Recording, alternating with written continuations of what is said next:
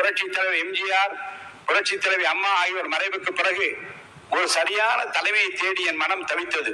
மீண்டும் ஒரு எம்ஜிஆர் நமக்கு கிடைக்க மாட்டாரா என்று என் மனம் ஏங்கியது. அந்த ஏக்கத்தை, அந்த தவிப்பை போக்கிய மாபெரும் தலைவர் தான் நம் முன்னாலே அமர்ந்திருக்கின்ற வாழும் எம்ஜிஆர், மக்களின் மகத்தான தலைவராக பரிணமிக்கும் மாண்புமிகு முதலமைச்சர் தளபதி விஜய் அவர்கள். அவர் எனக்கு மட்டுமல்ல, நாட்டு மக்களின் குறைகளை தீர்க்கிற, கண்ணீரை துடைக்கிற, தமிழக மக்களுக்கு கிடைத்திருக்கிற மாபெரும் சக்தியாக நீங்கள் எல்லாம் இங்கே பாராட்டி பேசினீர்களே. வந்தார், எதிர்கட்சிகளை எல்லாம் சந்தித்தார். ஒரு புதிய கோணத்தில் அவர் காட்டியிருக்கிற அரசியல் பண்பு இன்றைக்கு எல்லோராலும் பாராட்ட பெறுகிறது என்று இந்த அவையிலே பாராட்டினீர்களே. இன்றைக்கு காலையிலேயே போதையில்லா தமிழகத்தை உருவாக்குவதில் நான் முனைப்போடு முன்னிற்கிறேன் என்று உலகத்திற்கு காட்டியிருக்கிறாரே. சரித்திர புகழ்மிக்க தலைவராக விளங்கும் நம்முடைய தலைவர் மாண்புமிகு முதலமைச்சர் அவர்களையும் இன்றைக்கு தமிழ்நாட்டு மக்கள் என்னை போல எம்ஜிஆராகத்தான் பார்க்கிறார்கள். எளிதில் வெல்ல முடியாத தொகுதி, 1000 விளக்கு தொகுதி என்று கருதப்பட்ட நேரத்தில் என் மீது நம்பிக்கை வைத்து மாண்புமிகு முதல்வர் அவர்கள் போட்டியிட வைத்து நேரில் வந்து பிரச்சாரம் செய்தார்கள். அவர் வந்ததால் தான் நான் வென்றேன். அவருக்காகத்தான் மக்கள் வாக்களித்தார்கள். அவர்தான் முதலமைச்சராக வர வேண்டும் என்று எனக்கு வாக்களித்தார்கள்.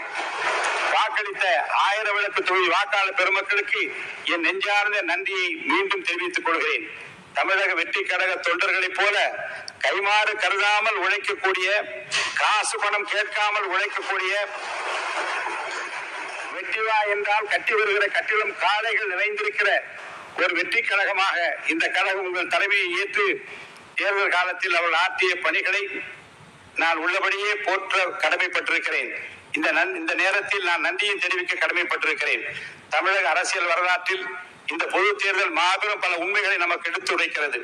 தாங்கள் விரும்புகிற தலைவர் முதலமைச்சராக வர வேண்டும் என்று மக்கள் விரும்பினால், தலைவர் வாய்ப்பளித்த வேட்பாளர்களை தாங்கள் விரும்புகிற தலைவரின் உருவாகவே நினைத்து சாதி, மதம், இனம், மொழி என பாராமல் வெற்றி பெற செய்வார்கள் தமிழக மக்கள். மாமன்ற உறுப்பினர்களே, அலை வீசியது. அது விஜய் அலை, அது வெற்றி அலை, அது விசில் அலை. காசு பணம் கொடுத்தால் ஓட்டு கிடைக்கும் என நினைத்து செயல்பட்டுக் கொண்டிருந்த காலத்தில் அவற்றையெல்லாம் புறந்தள்ளி மாசு மறுபற்ற ஒரு தலைவருக்காக எந்த தியாகம் செய்ய தயாராக மக்கள் களத்தில் குவித்ததை பார்க்க முடிந்தது.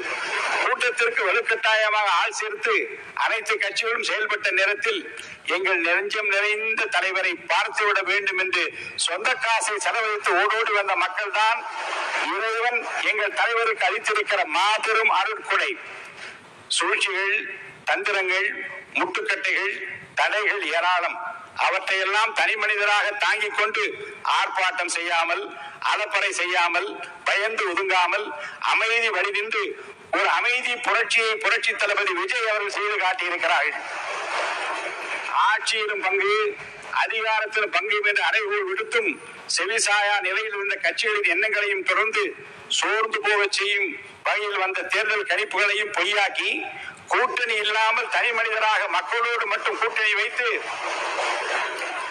ஒரு மாபெரும் வெற்றியை தமிழக வரலாற்றில் பெற்று காட்டிய பெருமை தளபதி முதலமைச்சர் அவர்களுக்கு மட்டும்தான் உண்டு.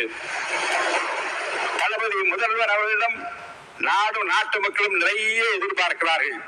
அவர்களின் கலங்களை விளக்கமாக எதிர்பார்க்கிறார்கள். உங்களால் மட்டும்தான் அவர்களை உயர்த்த முடியும். உங்களால் மட்டும்தான் அவர்களை உயர்த்த முடியும்.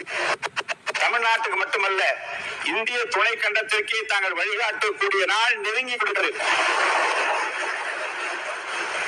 தமிழ்நாடு சட்டமன்ற பேரவை என்பது மக்களின்